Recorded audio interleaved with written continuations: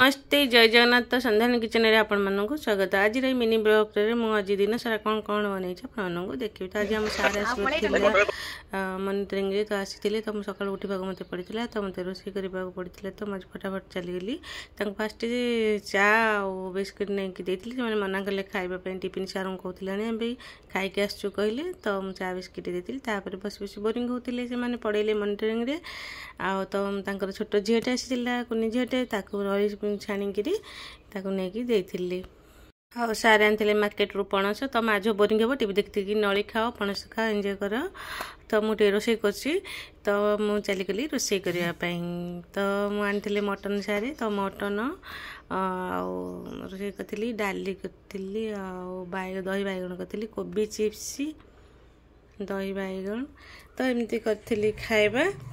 तापरे से माने खाया रोषे मु शीघ्र सारी तो आमर रश्मिता सांगे खटी गप करी। तापरे झीर फोन आसला ता सांगे खटी गप करदेली। तापरे माँ झी माने फोन आसला माने माँ झी बहुत समय आम कथा हो तो एमती मजा मजा कथा टाइम क्वाड पलैला। तापरे से भोक लगी खाई दियो सार आसे लेट हे आउ सब खाई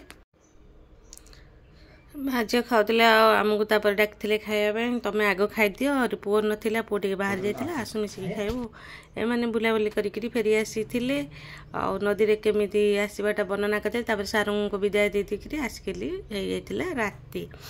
तापर राति आंब टे थे मुझे आचार करी अलसुआ कर अधा आंब सड़ी वर्षा होता ना अधा आंब सड़ीगला मुझे फिंगिदेली आउ अल्प थी सारे गाली देती आंब आचार कले झी बहुत भल पाए तो सारे मु दीज मिसिकी से आंब तक आचार बनई दिन सारा बहुत हालिया जाइली तो मुंड बिंधिकी मत पूरा हालिया पूरा माने एत समय मुझे रोषे करे रोषे गोटे आइटम तो मुझे पाखे बेसी समय जेहेतु मो देह खराब मुझे करें तो मुझे कन्स्टाट ठिया रोषे करदेली तो मोर मुंड बुली होता राति कि रोषे करने को इच्छा हो नाला।